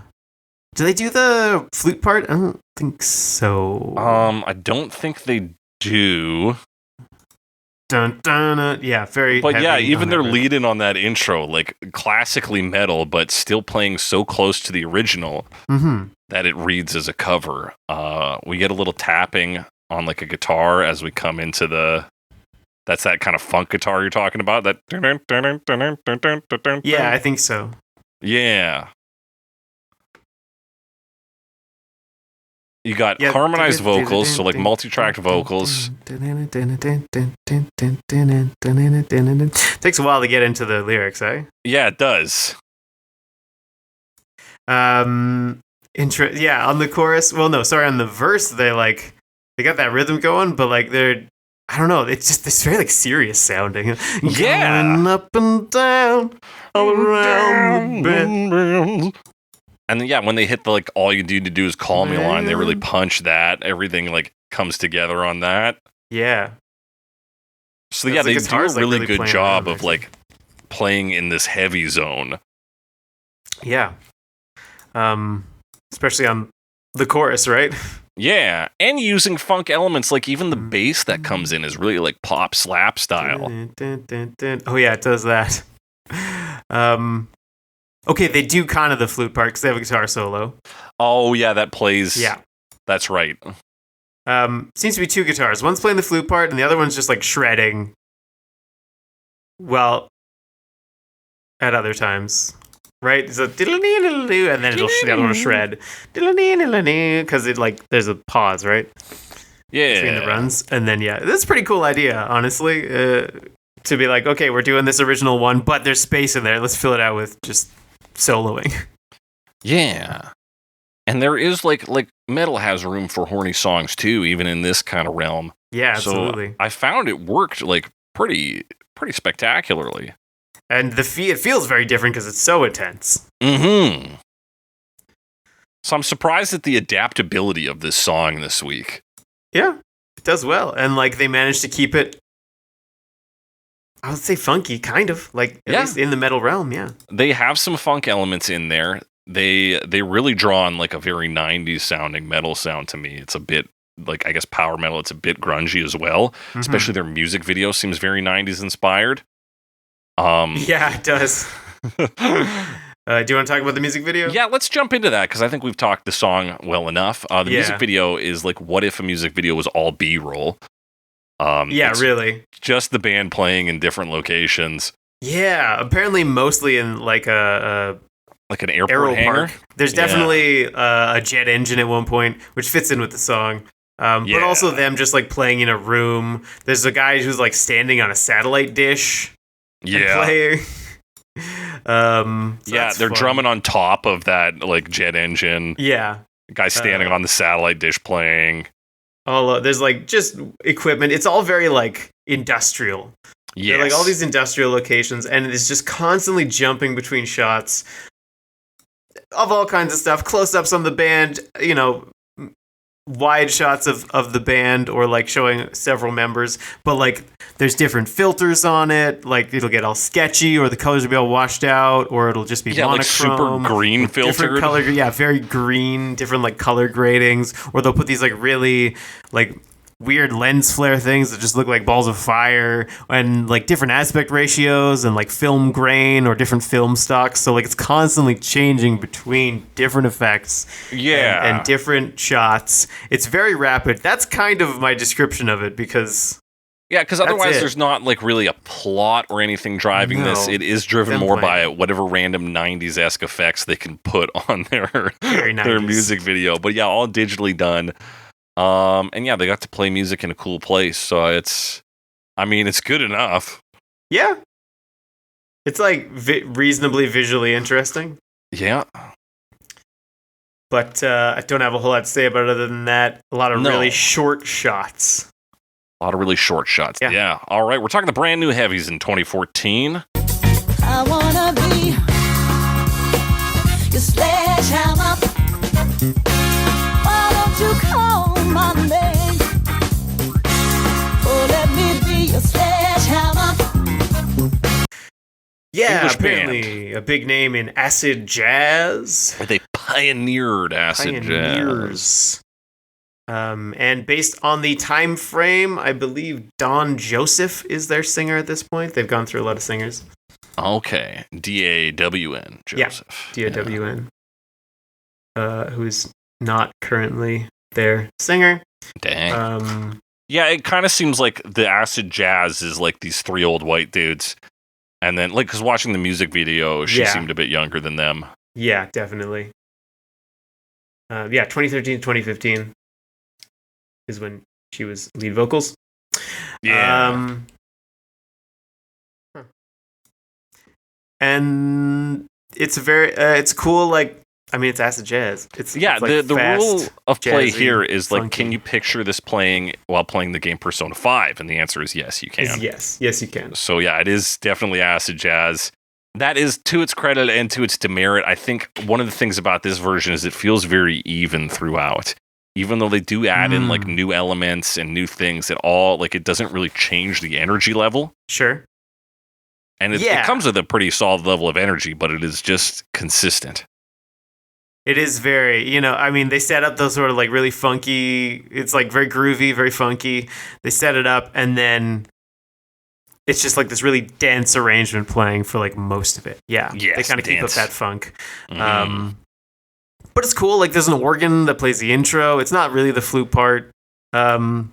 It's just the other intro riff. And then, funky guitar playing a pattern. And then you get a lot of like funky organ chords. And then there's horns that come into playing pretty fast. So it's all that kind of stuff. Backup vocals I thought were like fine. Nothing special. Yeah.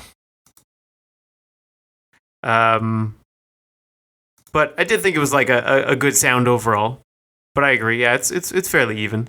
Yeah. It's fairly even, but yeah, like their technique is good. The tones on everything are great. She sings well. It just never like goes up or down in any meaningful way for me. And maybe that makes me an idiot. I'm not appreciating subtlety or something of acid jazz. I always wonder about that. Yeah. You always wonder about how fucking stupid I am. About like, I'm like, well, it feels all the same to me, but maybe I just don't appreciate, the subtle changes that exist in this genre, right? I do enjoy a little bit of acid jazz every once in a while. I'm not like an aficionado or anything. No, I yeah. think Matt Berry is considered acid jazz. Yes, he is. So I do like listening to some Matt Berry. I do as well. So this one's fun enough. I do like how funky it is. Yeah, I like the general attitude and vibe of it. I like a good dense recording like this. Yeah, but and then the question is like, why does this need to be Sledgehammer? Could it just be any song? Could it just be any song? Is it just, they're just like, this is our genre. We'll do whatever. Yeah. Yeah, is there anything in particular that's Sledgehammer-y about this? Yeah, like... I don't know. Like you said, they're not even really doing any of the melody or anything from the original. They're not fully, like, adapting anything. Like, with Ad Astra, it was pretty clear. Yeah. Like, right from beat one, we're like, oh, okay, yeah, these are elements from Sledgehammer that have been meddled to the utmost. Whereas this has been acid jazz to the utmost, but we've lost any trace of, like, any telltale signs of Sledgehammer beyond, like, the literal lyrics themselves. Yeah. I'm trying to think. I mean, there's a little bit, like, they do some riffs, but other than that, it's not really. Yeah, which riffs do they do? The intro riff, and then, of course, on the chorus, they do the bum, bum. Oh, okay, yeah. So there's a little bit. Yeah, there's that kind of stuff. That said, yeah, solid, yeah. totally solid. Mm-hmm. I'm not trying to decry these guys and their acid jazz, but I think we've got bad covers this week. One of which is maybe not Morgan James in 2015. There is a music video for this, kind of? Yeah, we can talk about that quickly. It's like a travelogue, basically. Yeah, it's a travelogue. We've done ones like this before. Yeah. We should talk about this because they weirdly cut to just... Yeah. I'll call it live audio, but not live audio of the song. Live audio of a guy in a car talking about going to the roundabout. Yeah. And then live audio of them opening a show, I think, in Paris and be like, hello, Paris. Yeah, I think he says, is this Paris at the start? Is this Paris? Make some noise. At the start, Paris, make some noise. And then they just kind of, like, they pause the song, do that, and then go back into the song. Cut back into it. A very strange move. But yeah, the rest of it is just like, we've seen these ones, bands on tours. There's some footage of them in the studio, like cutting mixes or whatever. Them playing live and them touring around, I guess, Paris. Just like driving and being on planes or whatever. Goofing around in green rooms and in the backs of cars, waving at the camera. And one of them wearing like a tinfoil beaker hat. Yeah, that seems to be a live show staple for them, at least for this singer. Dawn. Whatever. Joseph. So yeah, that's the music video. With that, let's talk about another person who has a music video. Morgan James in 2015. I wanna be your sledgehammer. Oh, why don't you call my name? Your sledgehammer. Yeah, Morgan James. Broadway singer. And a longtime collaborator with Scott Bradley's Modern Jukebox. This is primarily piano version, supported by piano. I will say I do like the piano on this. Yeah, it's not just your like slow sad piano. It is doing the like a jazzy rendition. Yeah, of like parts of the song, right? Like it does a pretty good job of playing the different parts of the song with two hands on the piano. The like identifiable parts of the song that make you understand this is Sledgehammer. Yeah, and it's pretty good sounding piano, in my opinion. It's a good arrangement. I like the arrangement. Arrangement's decent here. The thing is as we said in her intro, she's a Scott Bradley collaborator, and that tells you literally everything you need to know about this person. That's what she sounds like. I mean, it's a very like musical theater. Well, it's not a musical theater performance necessarily, but she's just like a very practiced, precise vocalist, right? Yes. So yeah, it's very not musical theater. I don't want to say stiff exactly, but like stage performance. Yeah. Very recital. Okay. I see that. But yeah, she's a skilled vocalist. She's got 3 backing vocalists on this with her. Mm-hmm. A guy playing the piano and somebody on like a kind of hand drum, like one of those drums you sit on, kind of, I think. Oh yeah, because there's a video. But yeah, if there's, you can see everything in the video, and that's the thing about this video, done in the exact style of everybody who has ever collaborated with Scott Bradley. Yeah, just like we're doing this in a room kind of We are thing. in a room. Here's all the instruments. Is he playing a cajon? Maybe. It's hard to tell because he's not well lit. No, he's not, and he doesn't like become the. He's like in darkness the whole time. Yes.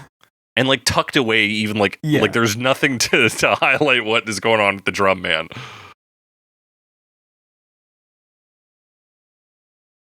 But yeah, she sings well. It's a solid arrangement. It's a bit boring. It doesn't really move out of the realm of like again, almost like my complaint for the last one, a little too even.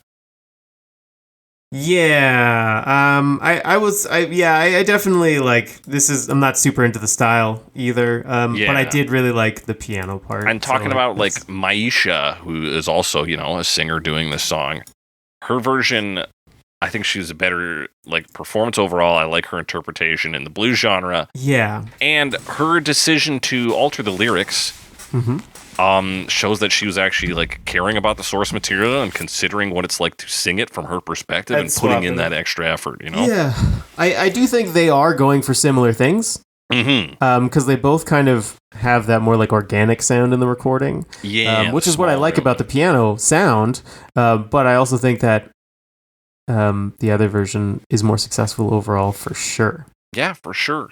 It's that piano sound, very full tone. You kind of feel the weight of the keys. No complaints about that. But yeah, and I am just skeptical of the postmodern jukebox extended universe, right? And their cast of musicians. You know, yeah, it's the style. But yeah, totally solid. No complaints about this version, really. I think she does a good enough version. She's a good singer, you know? Yeah. There's clearly like some talent on display, but I agree. The Maiysha version is stronger. A version that is perhaps not stronger, but is more Canadian.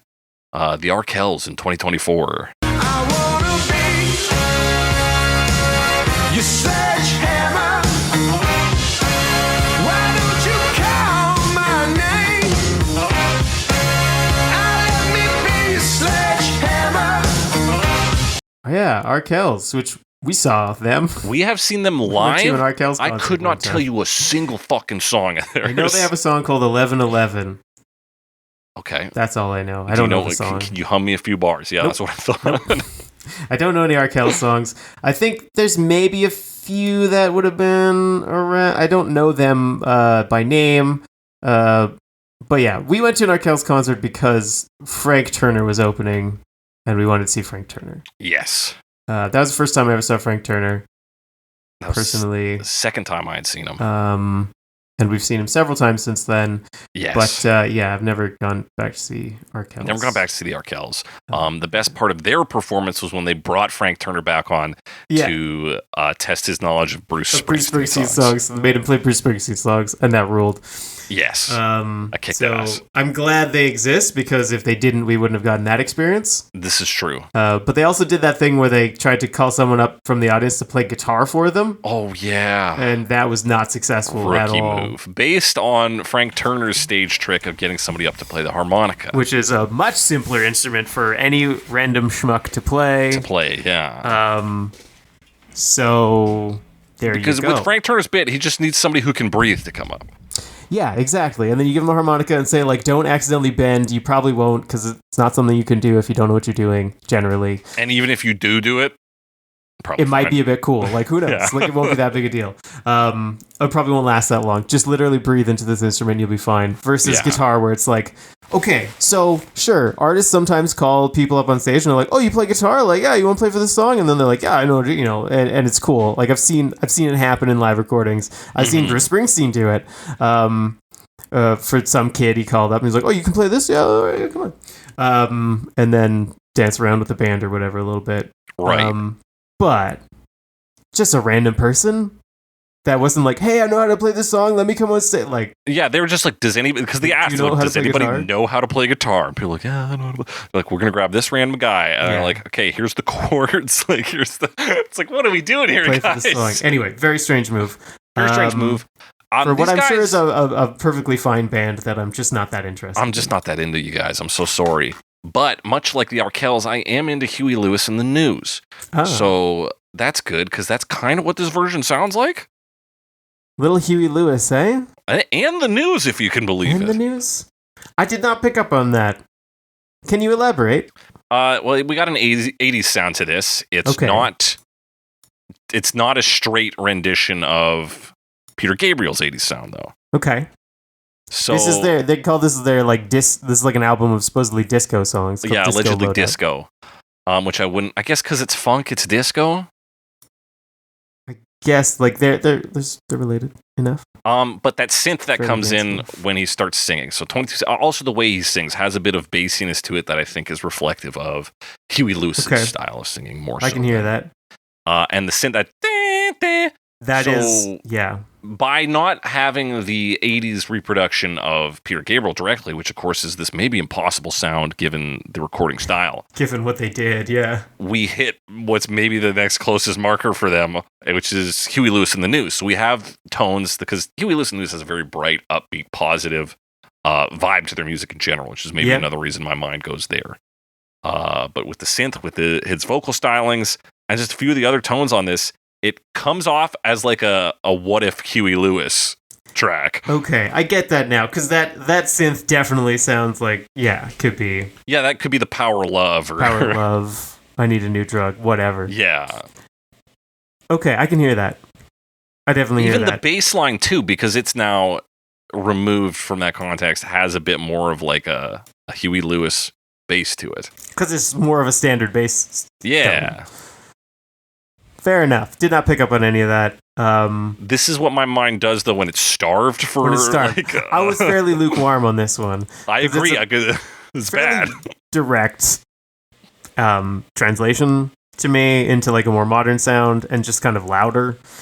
Yeah. It was. I thought they did a fine job. I will say it sounds like they changed vocalists on the third verse. I think you might be right, or it's doubled vocals or something. Just because, like, I hear. I know, like, the guy who sings the first parts seems to do, like you said, he's got that little like lower end, a little more maybe Huey Lewis like. But then when they get to the fruitcake verse, it almost sounds like they're double tracking it with Peter Gabriel's vocals. Like, it sounds more Peter Gabriel there. Yeah, you're right. It's like the 130 mark. I hear that, yeah. Yeah, so I don't know what goes on. Or like he's singing up an octave or something, maybe. Like, yeah, maybe he puts it through an octave thing, because that could be. They do that. The bass does that in the original. The bass does that. Why can't the voice do that, huh? Yeah. And then the backup vocals are just the band singing falsetto, which is kind of fun. Yeah. Yeah. Jump for me, which is how I sing it. So it's very relatable. You could sing for the Arkells. I also think like it's shorter, but they don't cut anything out, so I think they're just going fast. Yeah, I think they're just ripping through it, which to their credit, like a lot of these versions at 5 minutes do lean towards being too long. Being on the long side for sure. Apparently, you go ahead. Oh no, I was just going to say my overall opinion. So. I was going to say that apparently the original version of Sledgehammer was 10 minutes long initially. Oh damn. I guess, like, if you get into a groove, you could really go for a while. And it always goes way faster if you're the one playing. Like, that's true. Like, you could play for hours and be like, oh, everyone needs to hear every moment of this, but no one wants to listen to that. No one wants to hear all that shit. So, yeah, I'd say it's, like, a reasonably solid version. They do a decent job of it. Fairly straightforward, but, like, as, like, a more modern kind of rock cover, it's fun enough. I think it'd be a lot of fun to see live. Yeah, I think so too. I think it is perhaps the most boring version this week. Certainly it travels the least distance from the source material. Yeah. And ultimately forgettable, but like you said, probably fun live. Mm-hmm. Which means it's time for our final verdicts, folks, of which we've got 3 categories today. The worst version, the best version, and the horniest version. That's right, baby. Version. Alex, what's the worst version of this song? What's the worst version of this song? I think, it's probably Arkells for me. Mm-hmm. Just because I think they did a decent enough job, but like I liked the style of the other ones a little more. But I also think, I don't know, a few of them could maybe be in this slot, but that's the one I'm thinking right now. Possibly just because it's recency, and I have this weird thing. I should not have anything against the Arkells. Like, they're fine, and I don't know any of their music. Yeah. But just because we went to their concert and like didn't really get into it, I'm like, but I don't really like them. Yeah, I don't. Well, that's the thing, right? I saw them at their most unfiltered, Yeah, where they're playing the best songs that their fans love and that they love, and like I'm getting the full real deal, and it didn't hit for me at all. yeah, and like we were warmed up too because we like really got into the opening act, which was Frank Turner. And generally speaking, that makes me enjoy the thing after it more. And I've been pulled in if by bands performing that I'm not really into otherwise. Yeah, they just didn't really do it for me, which is fine. Whatever, they have Junos, they don't care. Yeah. But you know them, I know them too. So like, exactly. ultimately they win. We go to Hamilton and we just hang out. Yeah. Arkells worst version this week easily. And even that not that bad. It was a pretty good roundup of covers this week. And like Morgan James, mostly the piano is what's floating that one. Keeping that one afloat. Really like the piano part of that. But what's the best version, Alex? What's the best version? My best version was Maiysha. I really liked that blues interpretation of it.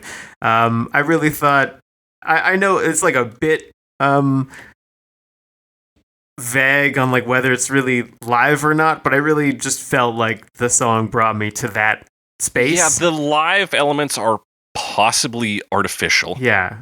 They sound, and like they're a bit suspect, but enough. It's like enough that I'm like, I feel like I'm in this small room with her singing, and we're joining in and having a good time, and that's an impressive thing to be able to do.